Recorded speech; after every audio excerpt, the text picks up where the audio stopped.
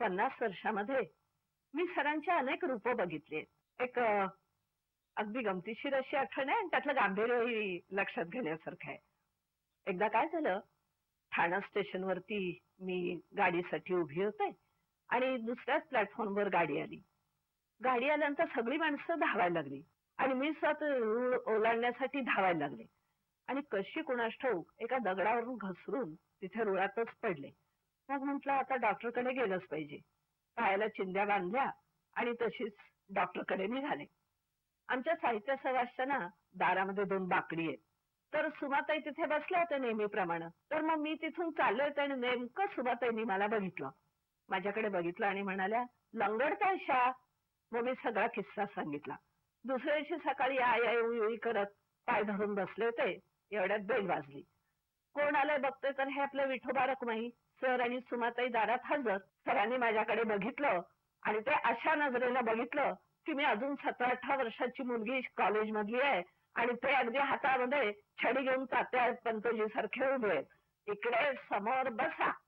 समोर बसा म्हटल्यावर मी आपली थरथर तिथे बसले. बसल्यानंतर सर म्हणाले, हे रेल्वेच्या तिथे जे पूल बांधलेले असतात सरकारनं, ते कशासाठी? मूर्ख म्हणून. तर म्हणाले की तुम्ही तिथे आचरटासारख्या काल रस्ता क्रॉस करायला कशाला गेला? आता एवढ्या मोठ्या बाईला कसं वागावं हेही कळत नाही. आता माझ्या पुढे शपथ घ्या की पुन्हा आचरटासारख्या अशा रेल्वे लाईन क्रॉस करणार नाही म्हणून. इतकं बजावून सांगणारे, असा शब्दामध्ये दरारा आणि अशी शब्दामध्ये माया भरलेली असे गुरु आजकाल भेटतात कुठे हो? विंदा करंदीकरांनी विविध प्रकारची कविता लिहिली. त्यामध्ये अर्थातच सामाजिक जाणीवेच्या कवितेला प्राधान्य होतं. ते आरंभापासूनच होतं. हे खरं असलं तरी सामाजिक जाणीवेच्या कविते इतकीच त्यांची प्रेमकविता ही महत्वाची आहे. या प्रेमकवितेचं केंद्र अर्थातच स्त्री हे आहे, प्रेयसी हे आहे. या स्त्रीची अनेक रूपं करंदीकरांनी आपल्या कवितेतून रेखाटलेली आहेत. करंदीकरांनी काही स्वतंत्र कविता लिहिलेल्या आहेत ज्यांना प्रेमकविता असं रूढार्थानं म्हणता येणार नाही. त्याही कवितांमध्ये स्त्री ही केंद्रस्थानी राहते. त्याने त्याच काळामध्ये म्हणजे ही कविता ज्या काळात ते लिहित होते त्याच काळात लघुनिबंधही लिहिले. 15 वर्ष सुमारे अधूनमधून करंदीकर लघुनिबंध लिहित होते. आता हा लघुनिबंध सुद्धा त्यांचा तितकाच प्रभावी आहे. किंबहुना त्यांच्या कवितेशी त्यांच्या लघुनिबंधाचं एक आंतरिक नातं आहे. लघुनिबंध ही सुद्धा त्यांच्या प्रतिभेची एक वेगळ्या प्रकारचीच निर्मिती आहे. मला असं वाटतं की गद्यामधल्या एक भावकविता असंच त्या लघुनिबंधांचं वर्णन करता येईल. अजून संध्याकाळ रेंगाळते आहे. तिला पृथ्वीचा स्पर्श सोडवत नाही. तिचे सोन रेशमी हात पृथ्वीच्या गळ्यात अडकले आहेत. तिच्या स्पर्शाने वाळू सुद्धा शहारली आहे. आज माड मोरपिसे आहेत. आपल्या झावळ्यांचा पिसारा फुलवून तेही मावळतीत मिसळले आहेत. आता अंधार नाही, प्रकाशही नाही, फक्त त्यांचा परस्परांना होणारा स्पर्श तेवढा शिल्लक आहे. निजलेल्या मुलाच्या अंगावरचा हात आईनं हळूहळू काढून घ्यावा तशी संध्याकाळ आपला हात हळूहळू काढून घेते आहे. तिची बोटे निवलेली आहेत, अबोध स्पर्शाने भारलेली आहेत. तसा मीही स्पर्शवादीच आहे. वस्तूचा स्पर्श भोगल्याशिवाय मला तिचे पुरे आकलन होऊ शकत नाही. सागवानाच्या गुळगुळीत टेबलावरून अधूनमधून हात फिरवल्याशिवाय मला माझी खोली परकी वाटते. काटे चमचे वापरून जेवणारी माणसे ही माझ्या कल्पनेप्रमाणे नेहमीच अर्धपोटी असतात. चहा पिताना सुद्धा कपाभोवती असा पंजा आवळून हळूहळू घोट घेत चहा पिणं मी अधिक पसंत करतो. पाकळ्यांवरून हळुवारपणे हात फिरवल्याशिवाय कुठल्याही फुलाचा सर्व सुगंध मला अनुभवता येत नाही. काही बोलायचं असलं की मित्रांच्या खांद्यावर मी हात टाकतो, मग शब्दांना आपली वाट सापडू लागते. स्पर्शामध्ये अपार सामर्थ्य आहे. 2 जीवांनी परस्परांना स्पर्श केला की संस्कृतीनं उभ्या केलेल्या भिंती धडाधड कोसळून पडतात. स्पर्श हे माणसाचं पहिलं इंद्रिय आहे आणि कदाचित तेच इंद्रिय शेवटी शिल्लक राहील. म्हणून जे इतर इंद्रियांना झेपत नाही तेच स्पर्श व्यक्त करू शकतो. भक्तीची किंवा प्रीतीची परिसीमा स्पर्शाशिवाय काही बोलू शकत नाही. रत्नागिरीला एकदा नेहरू आले होते. तेव्हा एक 6 वर्षाचा मुलगा त्यांना पाहायला गेला. तो परत आला तेव्हा माझ्या स्नेहाने त्याला विचारलं, नेहरूंना पाहून तुला काय वाटलं?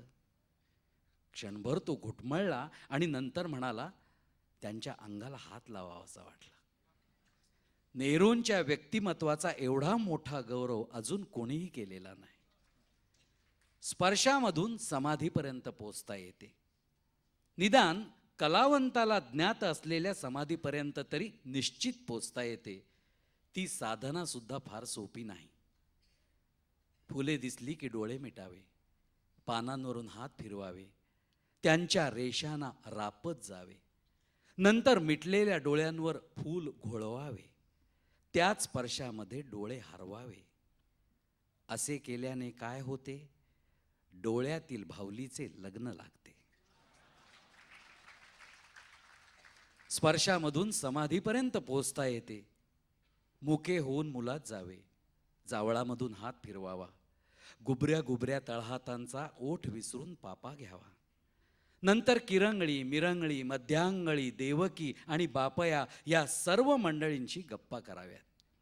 नंतर हळूहळू कोपर घाटाने खांदेगडावर जावे. शेवटी गळ्याखाली कुचकल्योन कान्यो करावे. असे केल्याने काय होते? 7 जन्मांची 7 फुलपाखरे आपल्या टकलावर येऊन बसतात.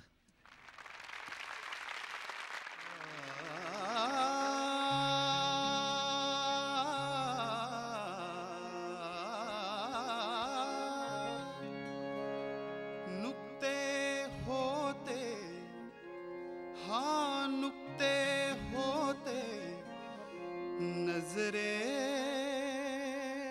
तुझ्या दिसू लागले अवखळ पाणी. नुकते होते नजरेत तुझ्या दिसू लागले अवखळ पाणी. नुकते होते नजरेत तुझ्या दिसू लागले अवखळ पाणी. नुकती होती तुझ्या जिभेवर, नुकती होती तुझ्या जिभेवर नाचू लागली अल्लड गाणी. नाचू लागली अल्लड गाणी. नुकते होते नजरेत तुझ्या दिसू लागले अवखळ पाणी. नुकते होते.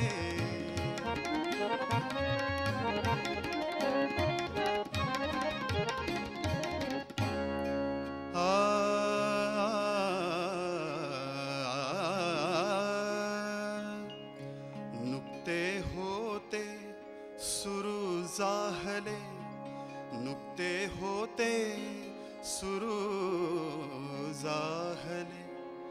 लाजेचे पदराशी चाळे, लाजेचे पदराशी चाळे. नुकते नकळत वितळत होते, नुकते नकळत वितळत होते. भाव निरंकुश साधे भोळे, भाव निरंकुश साधे भोळे.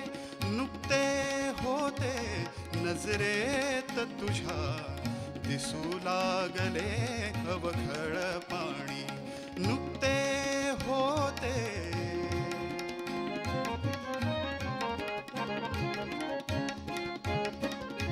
नुकते नुकते होतीस शिकलीस, नुकते नुकते होतीस शिकलीस. ओठ दाबण्या दाता खाली, ओठ दाबण्या दाता खाली. नुकत्या नुकत्या मीही होतो, नुकत्या नुकत्या मीही होतो. जुळवित पहिल्या वहिल्या ओळी, जुळवित ठळवित पहिल्या वहिल्या ओळी नुकते होते नजरेत तुझ्या दिसू लागले अवखळ पाणी नुकते होते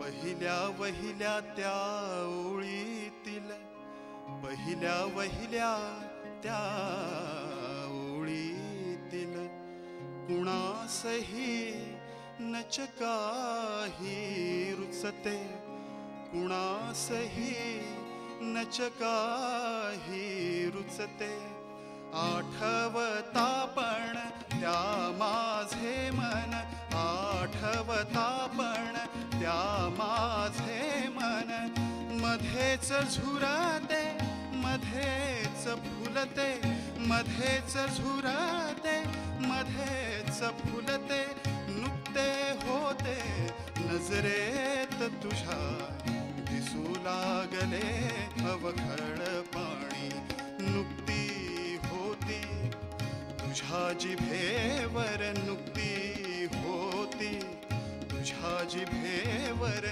नाचू लागली अल्लड गाणी नाचू लागली अल्लड गाणी नुकते होते नजरेत तुझ्या दिसू लागले अवखळ पाणी दिसू लागले अवखळ पाणी दिसू लागले अवखळ पाणी